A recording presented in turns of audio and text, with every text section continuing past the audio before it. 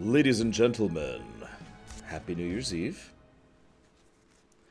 Let's cover a couple of quick topics before we really get into anything for realsies. First of all, yes, if you're seeing stuttering and frame drop, it's on my end, not your end. I know what's happening. There's nothing I can do about it. Moving on. This is basically Comcast's fault. No, really. It actually is. It'll hopefully be fixed sometime within the next hour or so.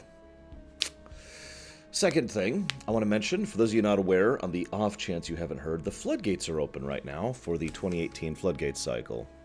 Now, if you... I'm saying this here because I've noticed that not everyone really checks their Patreon, and not everyone really goes back and is like, hey, there's a notification on Patreon that he just posted a notification. So this is my attempt to try and make sure as many people as possible are available of the fact that the floodgates are open. Yes, I did, Sonic Doctor. There's a spreadsheet for all the currently nominated videos and the ones that have been currently accepted. We're leaving the nominations phase open for about a week. Starting roughly next Saturday, we're going to be closing nominations. So you guys got about a week to finish nominating, okay? Now, the reason I'm doing it like this is so that it goes over a donation line, or a pay line, or whatever you want to call it. In other words, a month line.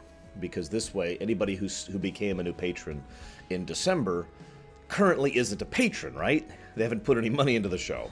However, once things are all charged for December, and then cycled over into January, those people, at least the people who actually do pay in, will become patrons, and therefore will now have some of the availability to actually nominate and vote.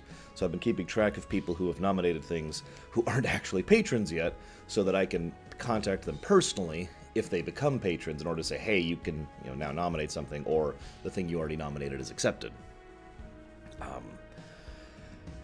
I do have to be this careful, unfortunately. I'd love to just take everyone on face value. I can't, because I have something like 55 people who either have never put money into the show, or have fraudulent cards, or have declined cards, or whatever. 55 at last count, guys. So, yeah, no, I have to do my own double checking on this one, sorry. Anyways, with that little bit of news out of the way, one other thing, you might notice the music ticker is not here. I'm going to have to find a brand new plugin or something, because iTunes changed something about their code when they updated iTunes about 2 updates ago, and it literally cannot be captured properly anymore what's playing. Like, they changed something fundamental. I forget the exact wording, forgive me, but they changed something fundamentally in the actual structure of iTunes itself. So it literally cannot and will not ever work, the current plugin. I'm going to have to find a completely new plugin, or find some other solution here. Oh, here, you know what? I just realized as people are streaming in, they won't have heard my initial message.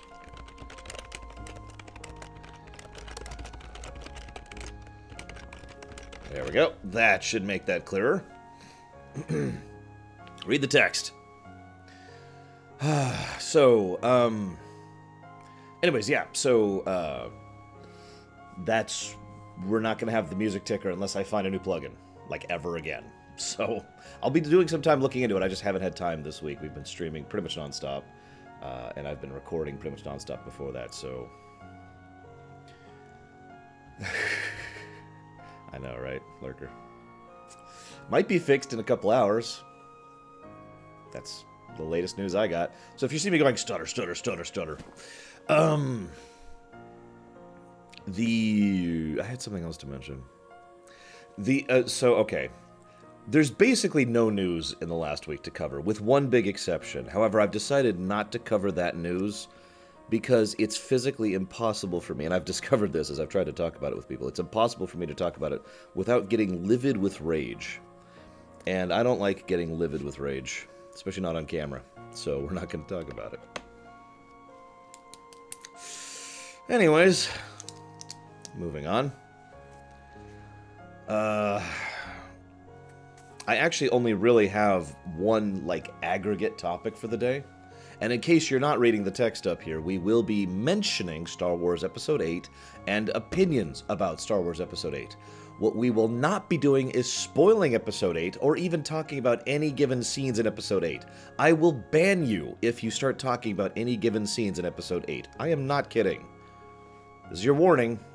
We're still in no spoiler status and will be for about 2 more months on Star Wars Episode 8. I take this seriously, so take me seriously. However, there is no way to talk about this topic without bringing up Episode 8 and mentioning people's opinions on it. Therefore, this is your warning. If you're trying to maintain a no-men status, which is to say no mentioning status with Star Wars Episode 8, this would be your chance to close the stream and not watch the entire rest of the Loreweek, because it's basically my only topic this week. I'm not really good at glaring. Ban! Oh god, I actually almost banned you there. On accident. Yes, I know the frame drops are a thing. I'm aware. We do have a couple of New Year's Eve things planned. Hopefully, if this crap gets fixed, if it doesn't, we're going to have to cancel the Vermintide thing. But hopefully we'll go ahead and have some time to play Vermintide, because that premiere run was funded by Takoida, single-handedly. Thank you, Takoida. And we'll be playing that with people. Nobody likes 8-bit music. There we go. So, assuming this gets cleaned up, we will go ahead and be playing Vermintide. You know, the good news is, on the local recording, none of these stutterings will be here. If you check the spreadsheet, Darkrai, you'll have the answer to your question. But yes, I did. It's right there. Soul Reaver 2. Yeah, I'm completely up to date on nominations as of the moment. I did a second check this morning just to make sure I had everything when I was organizing things. So, we're going to be doing some Vermintide 2, hopefully.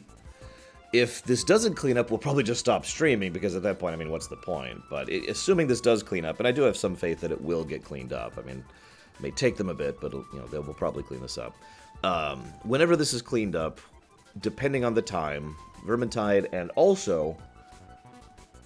So, I gotta explain something. 2.5, 3 weeks ago, something like that, my best friend Gary was like, hey, dude. And I'm like, yo, what's up? And he's like, they've added a new mode to the Legend of Zelda Link to the Past randomizer. And I'm like, cool, what is it? And apparently, it adds keys to the randomized pool and randomizes doors. Now, there's actually several layers of door randomizing. But I have picked... You know, I've decided on a specific type of randomization. Basically, I tried out one, which is every door is randomized. To explain what I mean by that, let's say you enter your house, and then you end up in a cave. So you exit the cave, and you end up in Dungeon 1. So you enter Dungeon 1, and you exit out in the desert. So you enter the desert, and you exit in the forest. In other words, every single door is randomized, and they're not connected to each other. For the sake of sanity, I have decided that we will not be doing that, but that we would be doing a each door is connected, but still randomized run. And I was like, sweet, that'll be a perfect New Year's Eve stream. Then the holidays hit, and they came out with a Christmas LTTP randomizer just for Christmas. And I was like, okay, that's cool, and I played that for Christmas Eve. I was debating... See, now, it's worth noting that the plan was always to do the New Year's Eve stream with that randomizer. I wasn't really expecting to do the Zelda randomizer for Christmas Eve.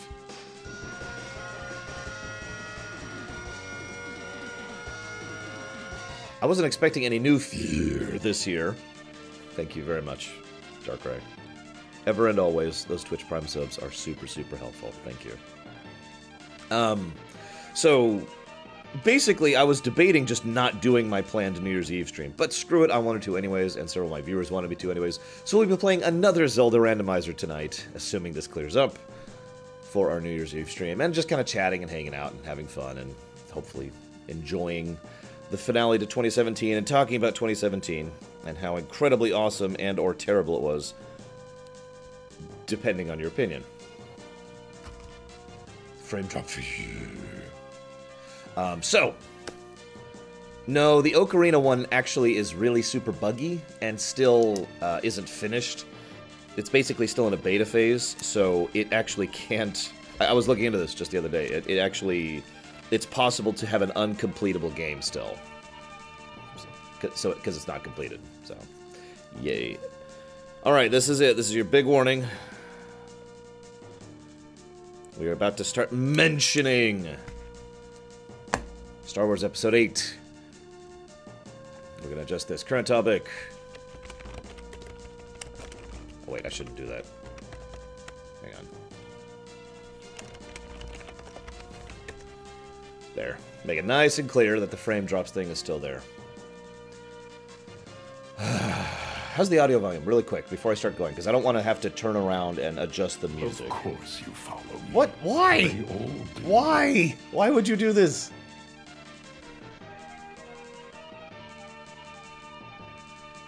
Hang on. God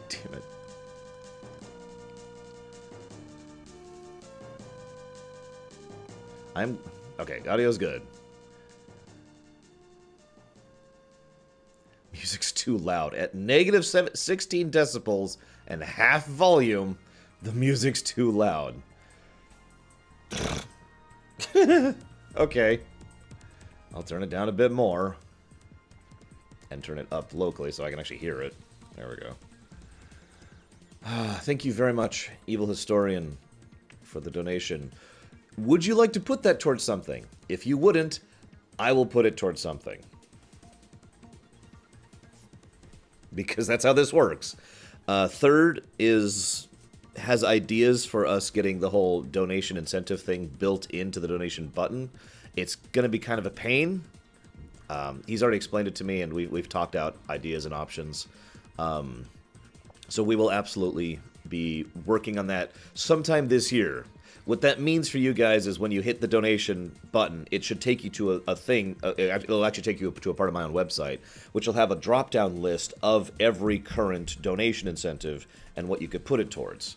That way you can actually see in the donation button, I wanted to put it towards this, and then that will toss it over to Streamlabs and we'll get the notification live. That is going to be a pain in the arse to do. No ETA. So you're saying, just a gift to me. Thank you very much. I'm going to put that towards something, because all donations go towards something. I'll decide what in a minute. Hang on, I don't even have the frickin' thing here. Thank you very much, Evil Historian. Happy New Year's. Evil Historian 20. Let's see, what do we got here? What can we put it towards?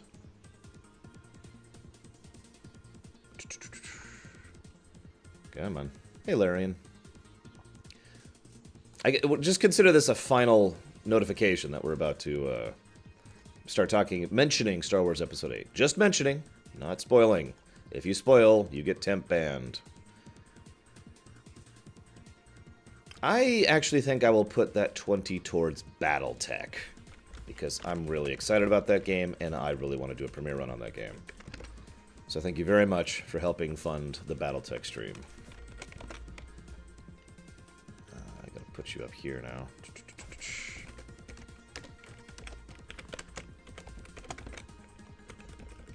Which we'll put right here. There we go. Okay, updated. All right, I'm gonna update the timestamp because I've been talking for a bit and I haven't actually started talking about the topic yet. So let's update this to.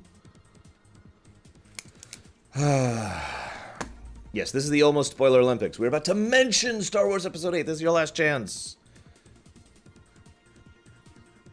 The topic today is perspective. I'm going to try and organize my thoughts on this as best as I can. So, I've been through some hell in my life, right? I'm not proud of it, and I'm not trying to garner sympathy. It's just a fact. I have been through some really messed up stuff in my life. I have literally nearly died more than once in my life. I have lived in a ditch. I have been medically starving more than once in my life.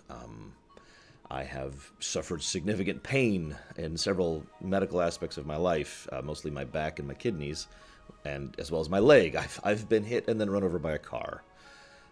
Or a truck, I don't actually know. A vehicle.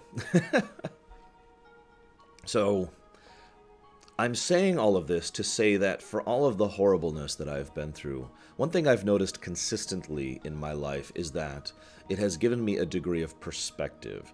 And I never really noticed this until I started paying attention to other people. Let me explain what I mean by that.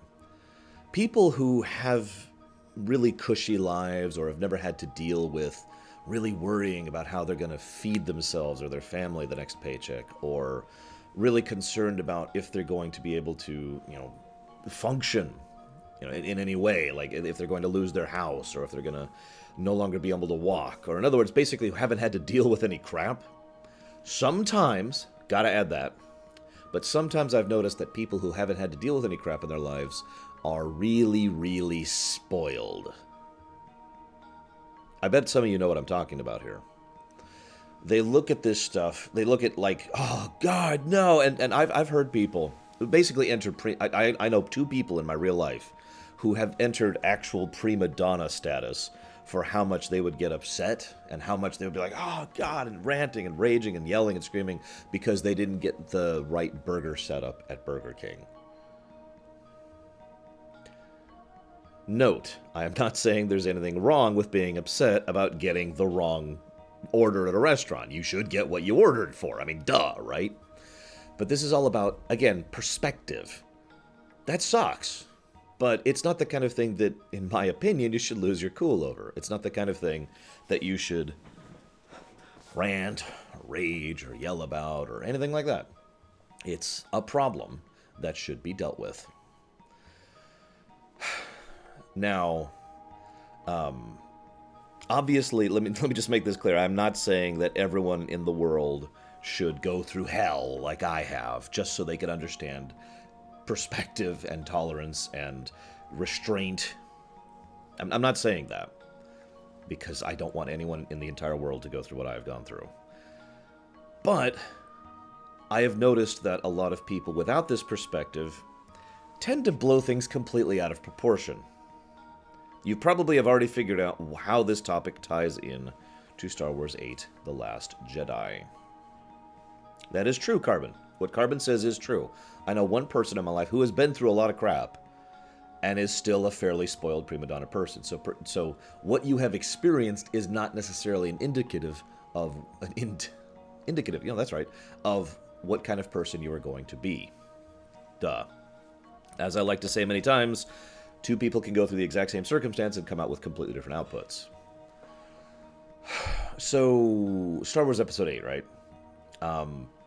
I've been counting. I have had 7 people in just this last week who have all come to me saying, when are you doing a lamentation about Star Wars Episode 8? 7. Now, I imagine, because of the fact that you're watching this video, you probably understand that for me, lamentation is basically bottom of the barrel, right? Like, the worst dreck imaginable is what it takes to get down to lamentation status. So I've had 7 people ask me, on the presumption that I also presume that Star Wars Episode 8 is a lamentation. Note, I am not saying there's anything wrong with not liking this film. I have encountered 3 people, all online, nobody in person, who have not liked this film and have given decent, reasonable reasons for not liking this film. And that's fine. There's nothing wrong with not liking Star Wars Episode 8. There's nothing wrong with liking Star Wars Episode 8. But when you get to the point of that level, we start to have a little bit of a problem. See, this is...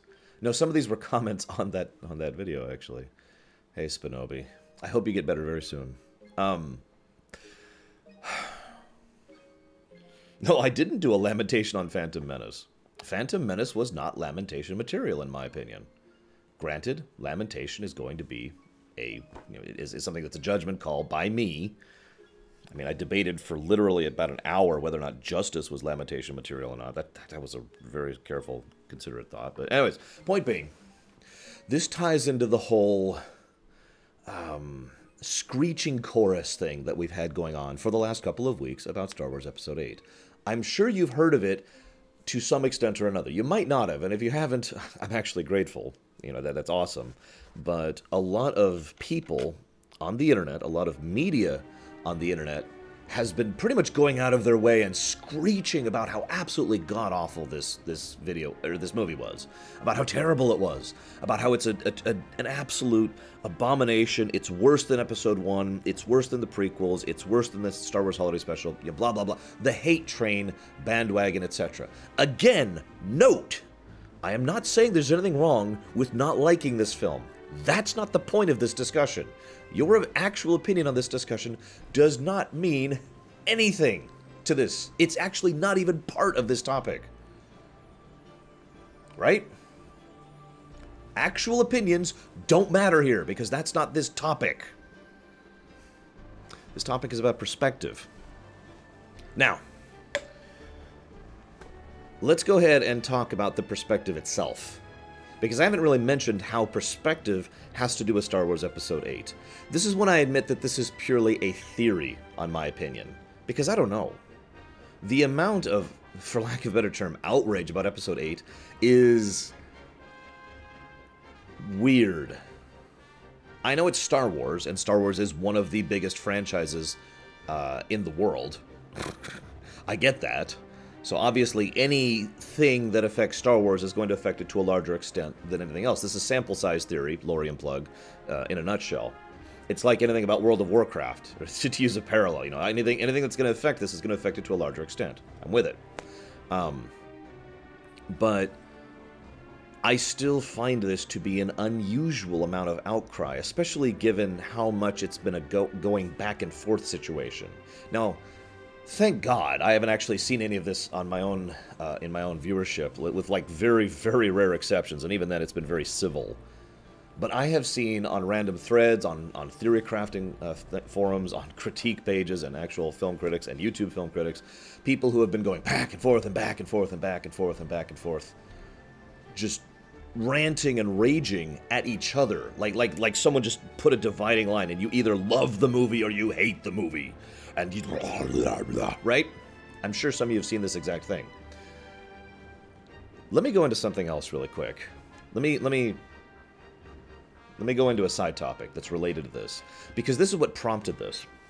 Some of you may know that I'm a bit of an economics geek, and as a result, I do maintain a subscription to the Wall Street Journal, and I do, it's actually through my dad, to be completely honest with you, but I also follow a lot of economic news, pretty much daily, right? Now,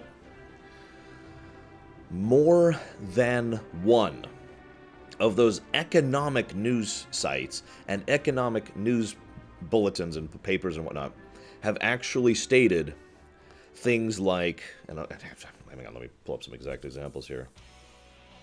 This is not a good song for this. Hang on, you know what? Let's switch soundtracks. I know which soundtrack to use for this situation, because this is just ridiculous. There we go.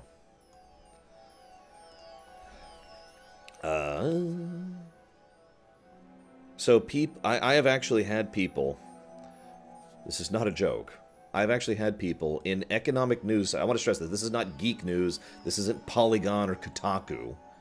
This is sites that specifically report for shareholders and stock market people, okay? I have had people say that Rian Johnson should be fired because of the fact that he has ruined the Star Wars IP for future investments going forward. I have seen people compare Star Wars Episode 8 to actually real life disasters, as in like the San Francisco earthquake back in the 70s or 80s, whatever that was, because of the fact that this is the kind of thing that's going to have a tumultuous effect on the entire economy and is going to ruin many people's lives because of how many people are going to get fired over this. I have had one person compare this to be the worst film from a financial perspective in movie-going history. Not because it sold the least, but because of the drop-off. And everyone's been reporting the drop-off. Now, maybe you haven't heard about this, but the biggest drop-off, which happened the second weekend, was of a 67% drop-off and a $180 million intake drop-off. And people have been reporting on that as if that was just the biggest disaster, again, in film history. Not adjusted for inflation, it's worth noting. I checked. Now, let me explain those numbers really quick, because I'm just dropping some numbers out here. So, I don't know the exact numbers for the first weekend, but basically they made X amount of money the first weekend. And then when the second weekend happened, the amount of money made in the second weekend was 67% less than the first weekend and $148 million less than the first weekend. That's what that means. They still made money, it's just they made less than the first weekend by that amount. It's basically a plummet of income, okay? Now, thankfully, since then, I have actually seen other financial news sites basically report that those previous reporters are idiots. And I can actually explain why. It's very simple. It's about context, basically. I'm not going to go over all the specific details. You don't want to hear me talk about that. But it boils down to the fact that given all the variables involved, Episode 8's plummet was completely expected and understood. That has since been proven true because of the third weekend, which we are now entering. With the third weekend, which we are now in right now, those income numbers have gone right back up, which is completely understandable and expected because, of course, they have. Again, Christmas, holiday weekend, unheard of weather issues, second movie of a pre-existing franchise thing. There's basically again, I don't want to go into it. There's multiple reasons why that second weekend drop-off was completely expected. And the fact that it's going back up now is also completely expected. But there are people, financial people, who are insisting that this is a massive financial failure. Now let me explain why this pisses me off. Because geeks like you and me don't really read those financial reports. And we probably don't even give a crap for the most part about that. The people going to see the movies don't give a flying flart about what the New York Times or what the frickin' Wall Street Journal has to say about the financial status of Episode 8. You know who does read those things? Stock market analysts. Shareholders. People who literally are part of the investment industry. That's who reads those things. You probably already see why this pisses me off. Because this is pretty much literally misinformation being dumped down the throats of the people who, in many ways, are financially involved in the construction of how these companies continue to work.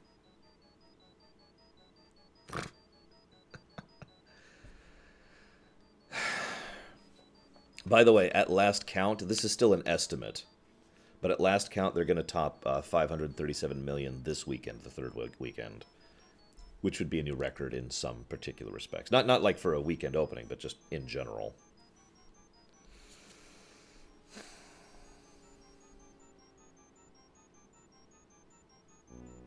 One second, please.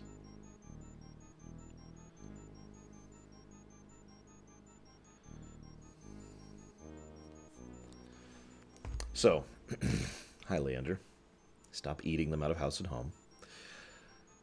Getting back to our point, I really feel that while we're looking at something like Episode 8,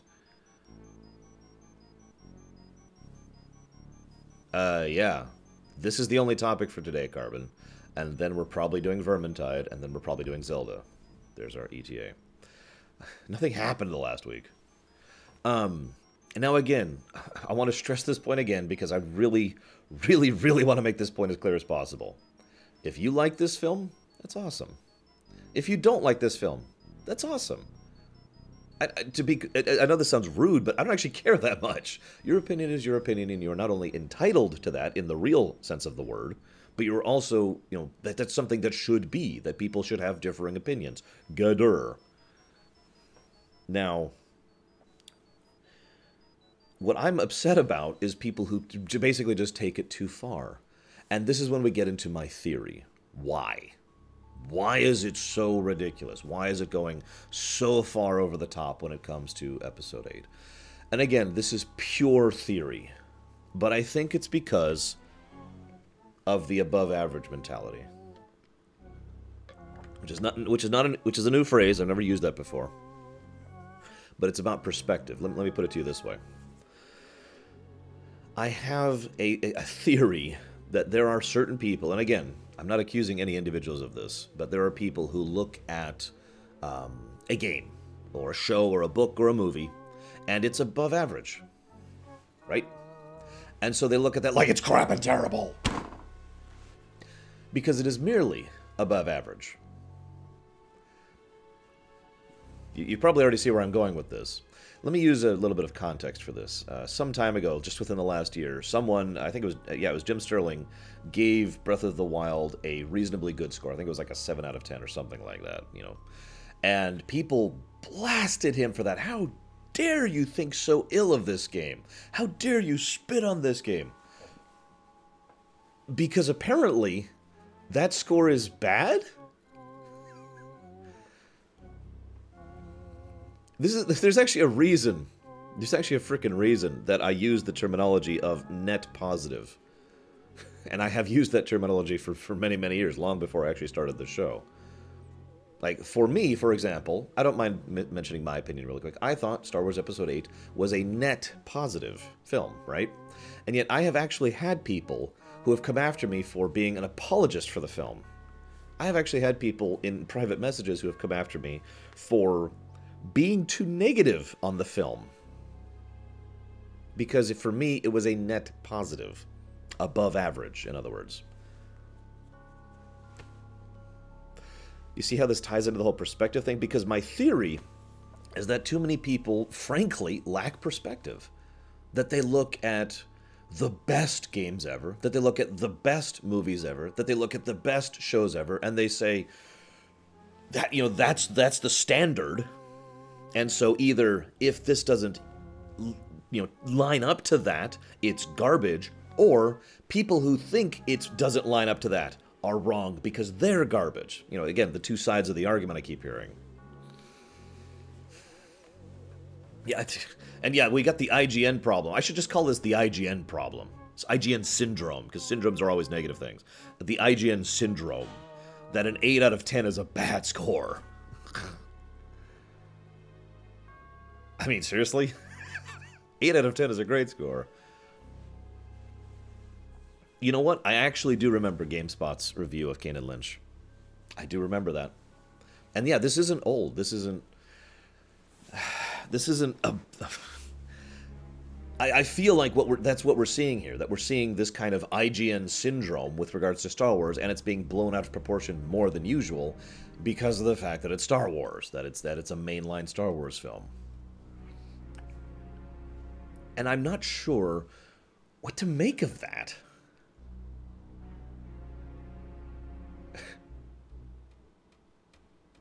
Like, I'm actually sitting here like... Hang on a sec, did we just lose chat? Nope. No, we did. We did lose chat, holy crap. Come on, Comcast. How many hundreds of dollars do I give you a month? I'll give you a hint, it's more than one.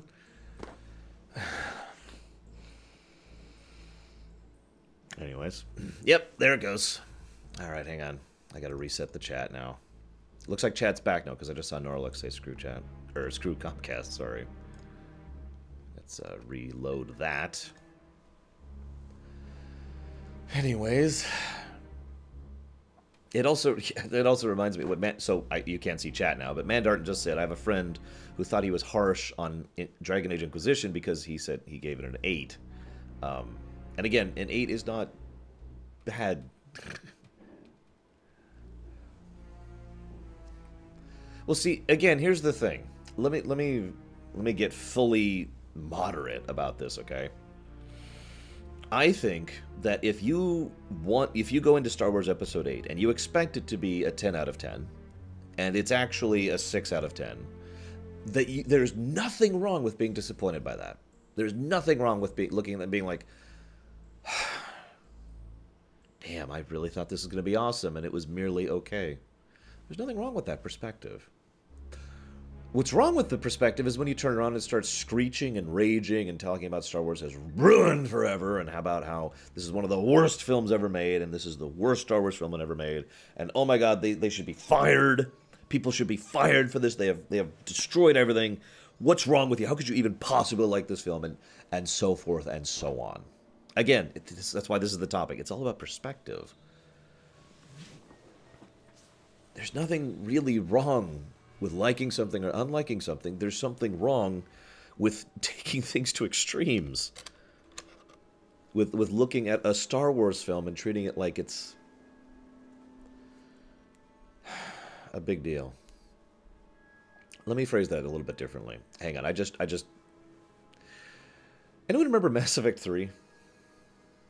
Because I'm going to keep being moderate here, because that's kind of my thing. Anyone remember Mass Effect 3? Never going to get away from it, guys. It's always relevant. Mass Effect 3 left me very, very disappointed. I was expecting a 10 out of 10, and it was not. Right?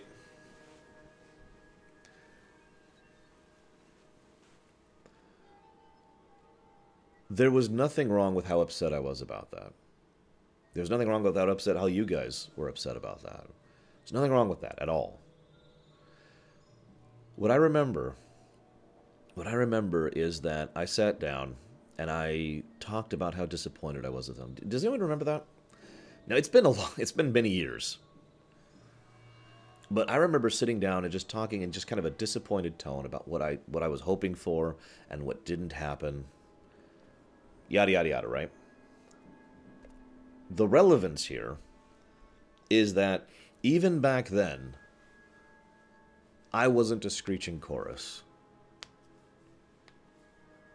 In fact, I would actually go so far as to say I knew several people back when the Mass Effect 3 thing happened who were not a screeching chorus. But one of the comments I got most commonly in those very early days when people first started discovering my channel is people who looked at it and basically would put comments on my videos saying, this is the first guy I've heard talking about this who hasn't been screeching or raging or ranting. There's nothing wrong with being upset about something not living up to expectations. It's what you do with that that matters. That's why I had to re-jigger my phrase there and basically take it back. Screeching core. Kind of does, doesn't it, Carbon?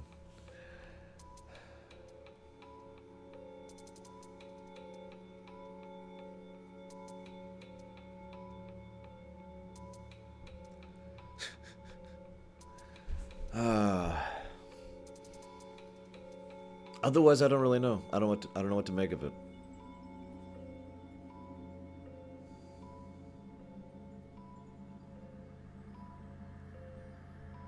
I suppose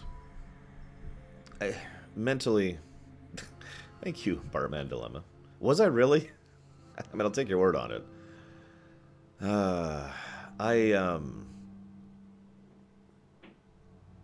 I have a tier system in my mind, like, right?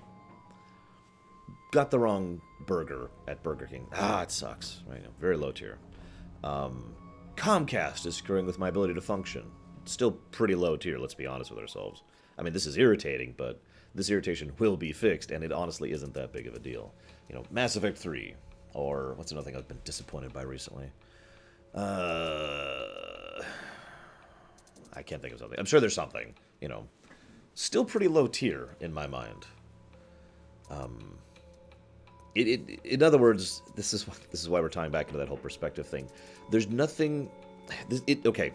I'm sorry, I'm explaining this badly because there's two perspectives I want to give on this at the same time. Yeah, can't eat because no money is a little bit higher. Yeah, Lost Sphere demo, great example. That was a big disappointment. Star Trek Into Darkness, that's another example of a disappointment. That's all still very low tier. That's all still way down here for me. Not being able to eat. Being afraid that I'm going to get kicked out of the roof I'm under at the moment. That's a little higher tier. Again, perspectives, right? But I want to give the other side of this because the opposite extreme is also something I disagree with. I know I've said this before on my show, but it bears repeating because I still get this to this very day. How many times have you guys, in your real life or on the internet or whatever, had someone say, it's just a game? It's just a movie. What they are saying... when they phrase it that way, when they use that tone, when they're saying that sentence, they're saying, well, this doesn't really matter because, or if you want to really break it down, what matters to you does not really matter. Oh, hey, chat's back.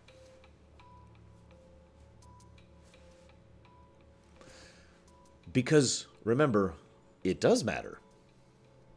It absolutely matters. I am upset about Mass Effect 3. I am upset about the Romancing the Saga 2 game that just came out. I am upset about Star Trek Into Darkness. And it does matter. Because it matters to me. Just like whatever matters to you, matters to you. That's how that works. Other people don't get just to walk up and say, this is irrelevant because I don't care about it. This is irrelevant because it doesn't matter to me. Nobody gets that. Nobody has that right to just do that. So if you are someone who is upset or hurt or disappointed by Last Jedi, there is nothing wrong with that. And no one else has any right to tell you that it's just a movie and you should just get over it. But again, this is why I've got this two-perspective thing. This is why I'm talking about moderation. It certainly matters, but don't take it too far, right? You see this? Right in the middle. Perspective.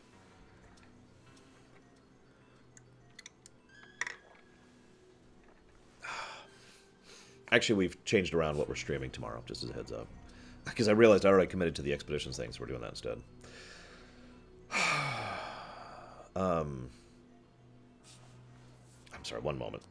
Getting a message from my stepdad here. Is the wireless working at all without it there? Question mark. Or do you still need the booster? Period. Thank you, Crimson Guy. Yeah, don't take it too far. It goes both ways. Exactly. That's exactly right. There's nothing wrong with liking it.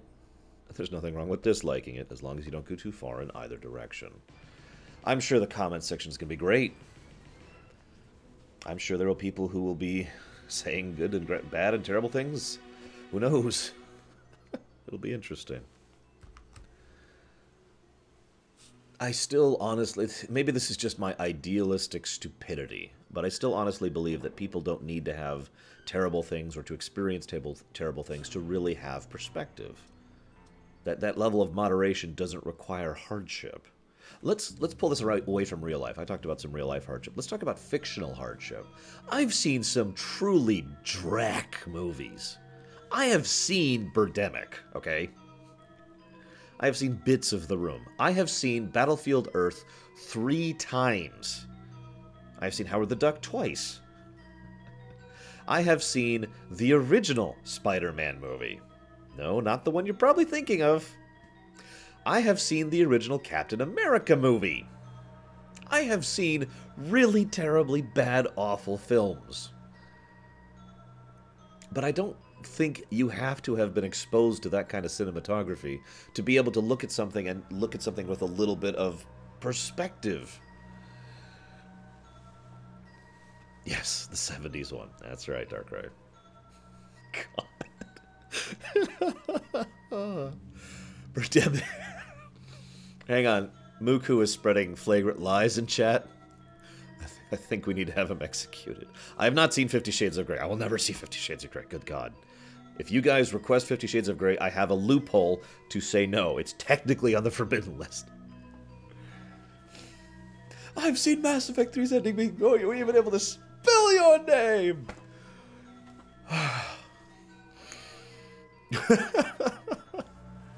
And I've played some really direct video games. I have played E.T. on the Atari. I have actually played Superman 64. I have actually played Jekyll and Hyde on the NES. I've actually played Back to the Future on the NES. I have played all the way through Ride to Hell Retribution live on camera. God, I'm struggling. I know there's more. And I've also both played and seen games and films that I consider to be, top tier, really amazing films. Although, funnily enough, I actually have had a lot of people question my film taste when I say that Star Trek II is, in my opinion, one of the best films ever made. Yes, there is YouTube evidence of Right Now Retribution. I have actually played the Mega Man DOS games.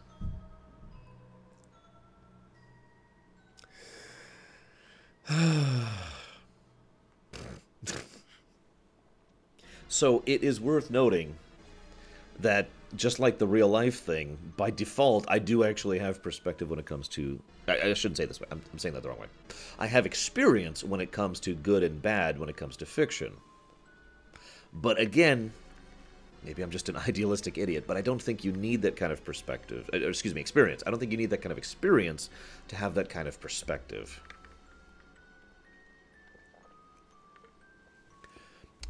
I do personally Spinobi, but if you asked me objectively, Star Trek II is a better film. You know what? MMOs. I've played a lot of MMOs, guys. I've played Anarchy Online. I've played Shattered Galaxy. I've played... God, I'm trying to think of really Drek MMOs that I can say, in my opinion, were Drek without pissing people off. I guess I'm going to have to stop the list there.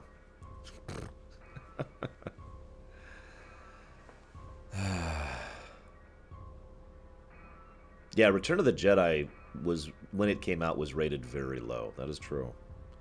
And most people didn't really think Empire was as amazing as it was. In fact, I got a weird thought for you. I didn't think Empire was as amazing as it was until I went back through with analysis mode on for the Rumination. And then I was like, oh my god, this is actually a truly amazingly fantastic film. Holy crap. Yes, that's true. I played FF14 when it came out. And the beta. The original FF14, not the one you're thinking of. The one that has probably, I'd say, the second worst dungeon design I've ever seen in any video game ever.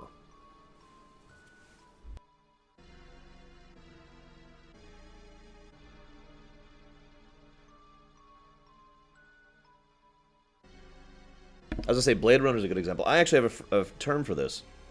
I call it the Princess Bride effect. This affects video games, too. When Earthbound, this is my favorite example of this. When Earthbound came out, it bombed. Very few people liked Earthbound. A very small number of people picked up Earthbound when it came out and liked it. Now, if you asked most people of, like, if you look at most best SNES RPGs, or even just best SNES game lists now, Earthbound tends to be pretty high on that list. But when it came out, no. Terrible game. And so this is a common thing. It's worth noting this isn't related to Episode 8. I have no idea what people will think about Episode 8 in like 5 years. I really don't know. I guess we'll find out when we get there. But this is just... Actually, I do want to mention one other thing. There's several movies that have come out recently where the... Several movies have come out recently where the critics have given like an X rating. That's a Y rating. And then the fan viewership have given a Z rating, right? And these are usually like this or this. Very, very rarely do the critics and the viewers connect on this. And I've heard a lot of people look at this and be like, oh my god, clearly there's this huge... I'm just going to add a little bit of perspective onto this. A lot of people don't seem to realize that a professional critic's critique of a film is not a super awesome experience. Like, you go into a big crowded theater with a bunch of other professional critiques, you watch a version of the film that isn't finished. I forget what they actually call this, but it's basically like they still need to do some of the effects and polishing and post-production stuff on the film. So you're seeing most of the meat of the film, but the sound might not be good, the effects might not be, you know, that kind of a thing. And you are basically being paid to go review this film. The Be Real, thank you. By contrast, most people who drop down money to go see a film probably actually want to see that film. Let me give you a direct example of what I'm talking about. Pretend for a moment that I am a professional movie critic, okay? And I have been hired, this is my job, to go do a review of 50 Shades of Grey. Do you think I'm going to be positive about that film? I mean, I will do my best to be objective, but I am not going to like that film because I don't like that film because I hate it and everything about it. Sorry to anyone who likes that film. But yeah, that's going to be my mindset going into that. And that's the kind of thing a movie critic has to deal with. You know, they have to actually sit down and they have to actually try to distance themselves from their opinion. But there's always going to be some bias there. We are human beings. We are biased. Admitting it and trying to move through it, that's something we have to deal with. A viewer who is going to see 50 Shades of Grey probably wants to see that film, and therefore automatically is probably going to be more positive about it than the critique. Because, or I'm saying that wrong. The overall aggregate of viewer reviews is more likely to be positive because it's more likely that a larger percent of those viewers want to see the film. Make sense? I mean, Lava Dude, they made a sequel, for God's sakes.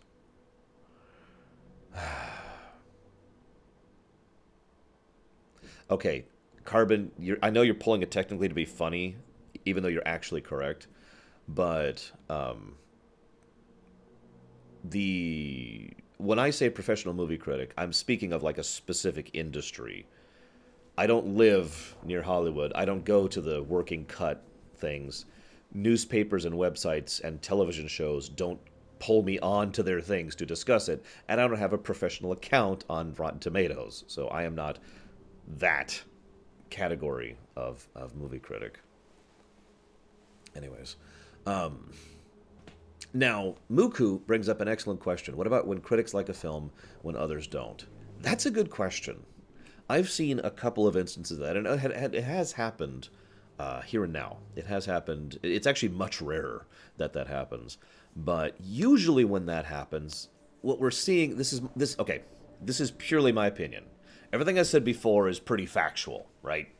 Like, that's nice and factual. Everything I just said about the early viewing and the objectionalism and wanting to go see a movie, that's nice and fact. We're now entering the realm of opinion, and who knows? They're an industry movie critic. I like that term. I'm gonna steal that from you. There we go.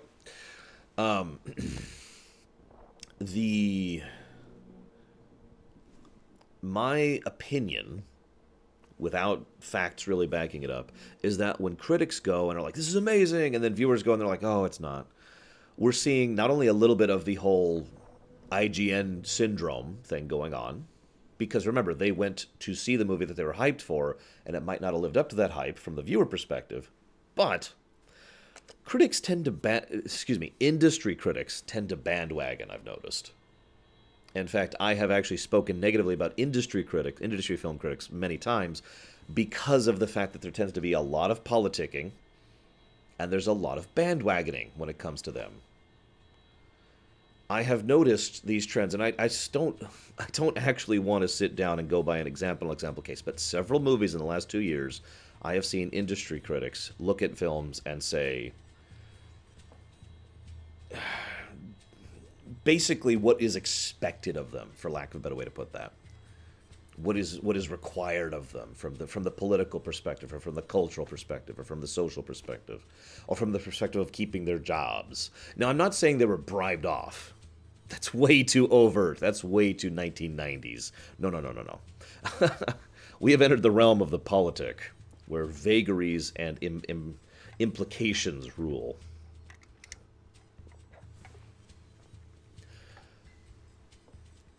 I want to name an example, but at the same time I don't, because no matter what example I use, people are going to have varying opinions on it.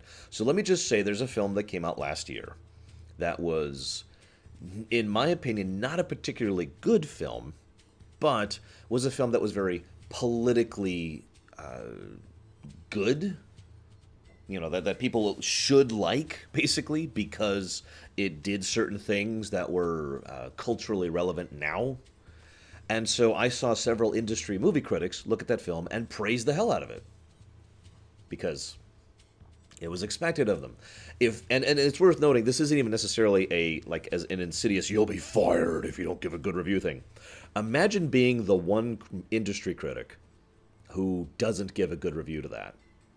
People are going to look at you, and I've seen this happen, actually. People are going to look at you, what's wrong with that guy? What does he not get that everyone else gets? There's also the problem with other critics basically critiquing the critics.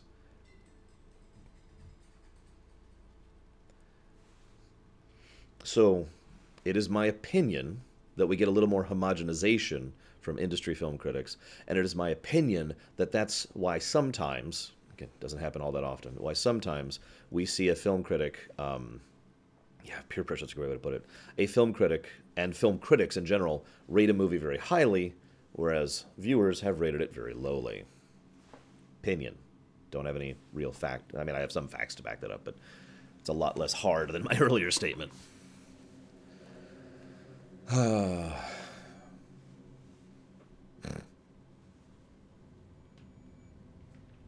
Yeah, what Carbon says here is absolutely true. This has been proven several times. Back when Siskel and Ebert were the film critics, they set the standard. They would review something, and then other people would follow suit because they were Siskel and Ebert. Back when they had basically the biggest stick in the industry, in industry film critics. When they split up, that got separated a little bit, but still, that was a big deal back in the day. Excuse me. Really dehydrated today. And I have noticed this affects video games too, by the way. This isn't just a film thing. I've noticed that there are video game review sites who will deliberately go out of their way to look up or down at a video game. And you know what? If I'm being 100% honest, I have felt that same pressure. Seriously. When I think I mentioned this on the stream, when I sat down to go look at Star Wars Battlefront 2, when I sat down to look at Middle-earth Shadow of War, both times I was nervous, to be completely honest. I was a little bit worried because, I mean, Battlefront 2 was, but it wasn't gutter trash like everyone's saying, and Shadow of War I really liked. That pretty much put me against the grain. And I legitimately felt, I know this sounds so stupid, maybe it's just my anxiety or whatever, but I legitimately felt, oh God, you know, the pressure of having this opinion and being like, okay. In fact, I'll never forget, there was this comment on my Shadow of War video. It was just this one comment, but it really stuck out for me. It was like, what about the loot boxes? Because I didn't mention them at all.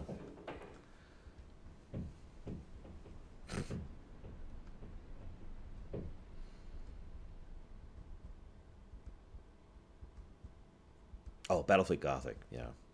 I really wanted to like that game.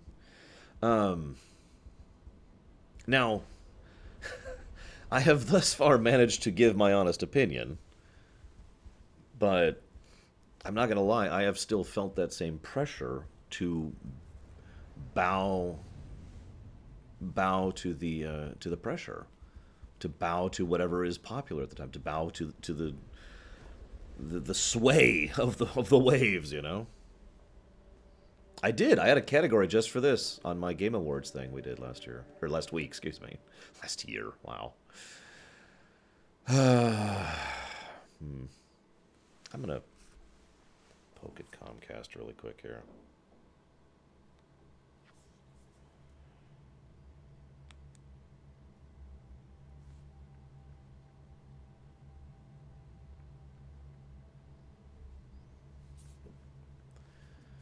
Yeah, I have felt the pressure to fall in line. And again, make fun if you want. Look down at me if you want. Hate me if you want. It's okay. I understand. But thus far I haven't. I think the closest I've come to bowing to pressure is my Dark Souls rumination and my BioShock rumination. Those are both older ruminations, back when I wasn't even doing this professionally yet. Wasn't even making money for it yet. Oh, what's the number? Hang on, I need to look up a number.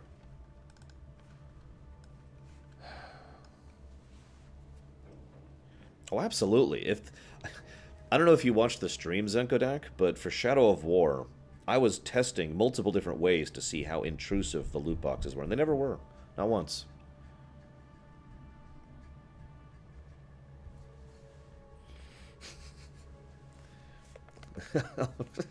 Damn it, Spinobi.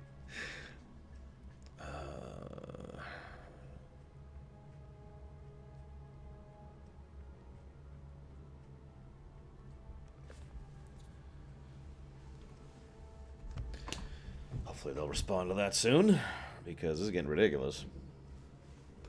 I'm actually kind of out of things to talk about here. Yeah, I was, Zenkadak. I was actively trying to make them inconvenient, and it just didn't happen.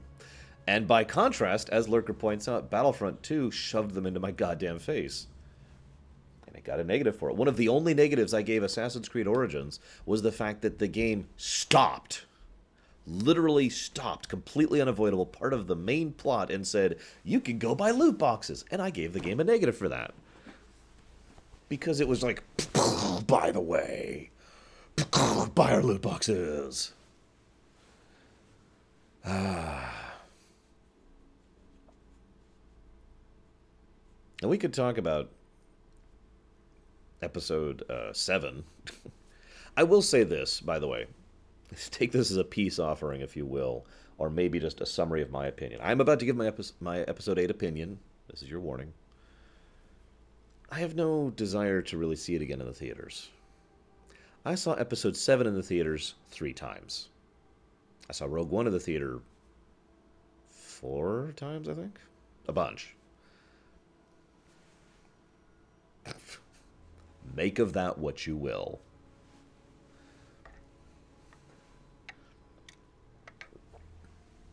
God, I hope the Solo film is good. Oh my God, Mooku, if they ever pulled that, that would be crap. I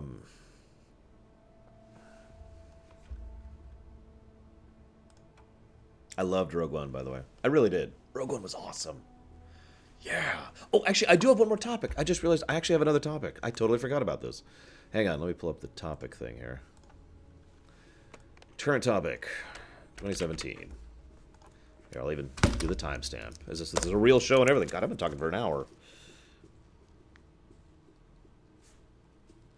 Guys, let's talk about 2017. I have played about half of Ori and the Blind Forest, and yes, it was awesome, right until I ran into a bug that made it unplayable.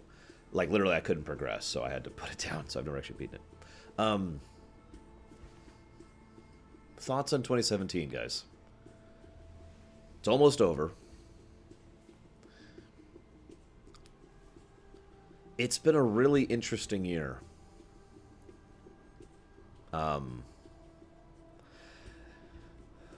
It's been really weird trying to... It's been really weird trying to focus on the good of the year, if that makes any sense. Like, overall, I would say 2017 was actually a pretty good year when it comes to geekhood. In my opinion, we had some pretty good films this year, we had some pretty good shows this year, and we had some really great video games this year. So from a purely geek perspective, I thought 2017 was pretty awesome. I mean, it wasn't universally good, but it was still good. Yeah, let's just pull up a list here really quick here. What games have come out in 2017? We had... Oh my goodness. The Switch came out this year. Breath of the Wild and Mario Odyssey, obviously. What Remains of Edith Finch. Metroid Samus Returns came out. Nier Automata came out this year. Hellblade, Senua's Sacrifice came out this year. Here, let me pull the list over here so I'm not looking to the side. There we go. What else we got here? We finally had the 3DS release of Dragon Quest VIII. It's only a couple years late. Gosh, we had a bunch. There's so many games. I'm being overwhelmed here.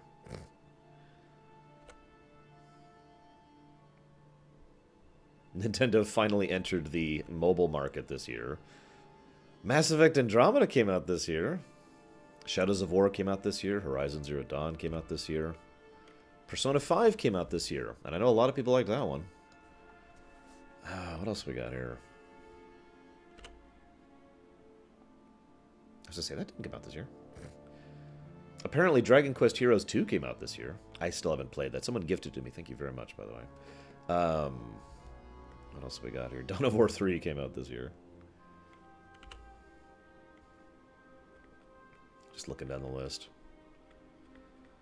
Was this the year Injustice 2 came out? Because I thought that was pretty good, too. In fact, I devoted a whole Loreweek to talking about it. The Guild 3 did not come out this year. But yes, Divinity Original Sin 2 absolutely came out this year. That was an awesome game. Looking forward to playing that for real someday. All the way through.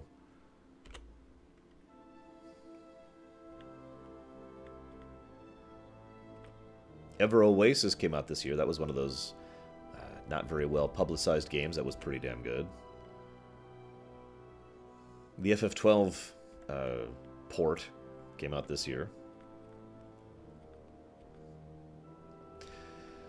Dragon Quest XI came out this year in Japan. Doesn't quite count. Agents of Mayhem came out. An above average game, but still fun. Sonic Mania came out this year. Sonic Forces came out this year. Guardians of the Galaxy Telltale came out this year. Mario plus Rabbids Kingdom Battle. I forgot about that one. That was a good game. I really liked that game. That was definitely a surprise hit for me. That's true. Half-Life 3 technically came out this year. No, really. Yakuza 6 came out in Japan. Yakuza 0 came out here. So that was awesome. There's Metroid again. Doki Doki Literature Club came out this year, which I am now aware of, because people keep asking about it, so I looked into it. Total War Warhammer 2, the first Total War game I really liked, that came out this year.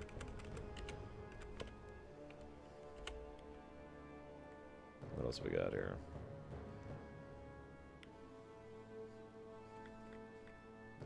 I mean, there's certainly some games on this list, but this is a pretty good list of games that come out this year. South Park 2 came out this year. No, I'm not saying the subtitle. Assassin's Creed Origins came out this year. Destiny 2 came out this year. Make of that what you will.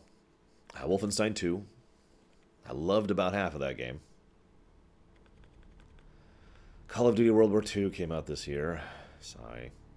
Hand of Fate 2 came out this year. Neo came out this year. What else we got here? Ultra Sun and Moon. I think someone in chat mentioned that already. Skyrim came out this year. Technically. Xenoblade Chronicles 2 came out this year. Spellforce 3 came out this year. And I think that is it. We're officially at that's the full list.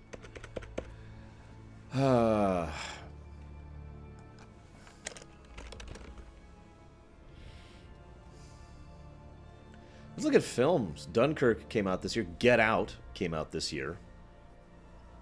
Baby Driver, Blade Runner 2049, Wonder Woman, loved Wonder Woman. Logan, another great one. Thor Ragnarok. War for the Planet of the Apes, which it came out. What else we got here? Guardians of the Galaxy 2.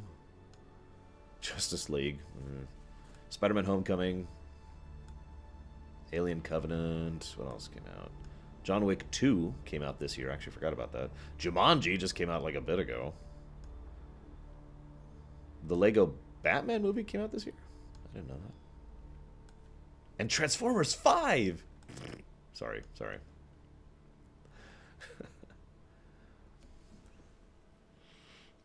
Oh yeah, and Star Wars. Some Star Wars game came out this year. Did I mention Alien Covenant? I saw it on the list, but I didn't mention it because I wasn't sure if it actually came out this year. Like, there's an unfortunate thing with these sites that list games or films that come out this year. They count technicallys, like Skyrim, which I don't, because that didn't actually come out this year. You know. Did Tekken 7 come out this year? I didn't see it on the list. Was the new Mummy film this year too? Yeah, there's a little indie film. Nobody ever heard of it. My mom is going to see Jumanji 2 at some point, but she hasn't yet, so I don't actually know what she thinks of it, for obvious reasons. Releases.com.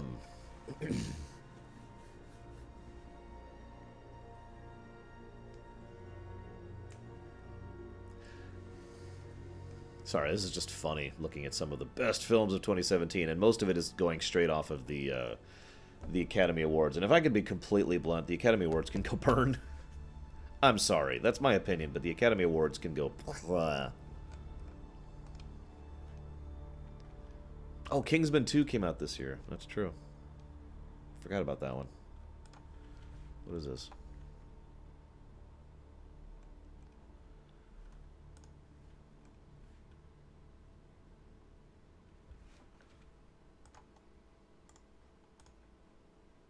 What is that? Oh, duh.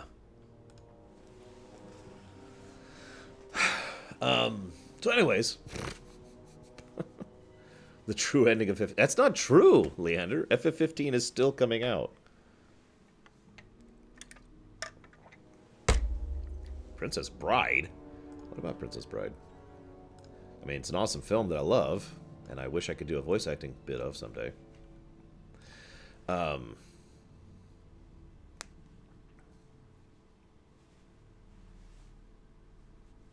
I will say it's interesting how many of the films that came out this year were superhero films.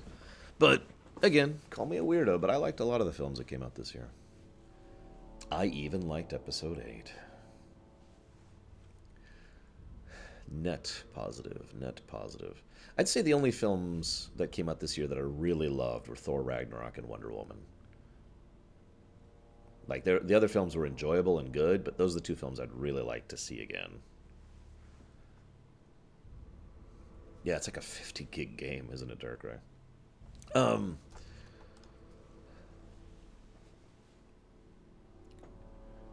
I almost don't want to jinx this at this point, but I'm going to admit something to you guys. I really don't know if I want to jinx this. Should I jinx this, guys? Should I jinx it? Oh, I'm sorry. I forgot about Logan. I loved Logan, too. I absolutely would love to see Logan again. So, sorry. Logan... Oh, that's right. I loved Spider-Man Homecoming. So, again, goddammit. So, there's 4 films this year that I actually loved. Ragnarok, Homecoming, Wonder Woman, and Logan. Alright, here's the jinx, guys. You ready for this? This is the first year, probably in my entire life, that I've had no drama, real-life drama happen. I mean, this whole screw Comcast thing is an irritant, but nothing compared to what I've been through. This is the first year I've gone through in a really long time where nothing actually bad has happened. I gotta be honest, I'm still weirded out by that sensation.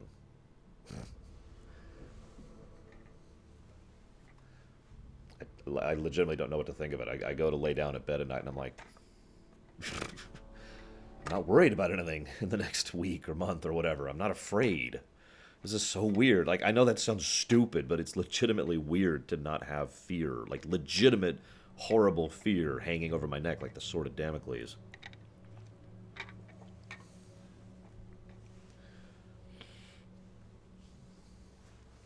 Kind of ties back into the perspective thing. Because, I mean, yeah, you know what? Here. I got a little bit of my seltzer water left here. Here's to a good year.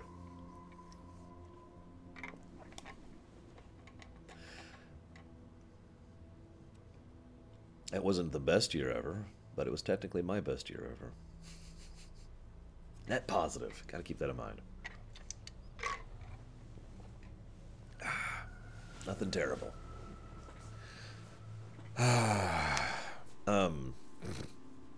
I really wish this stuff... Hang on, I'm going to double check the Comcast thing really quick here. I'm also going to chop off the local recording. I think we're kind of done. So, for those of you joining me on YouTube...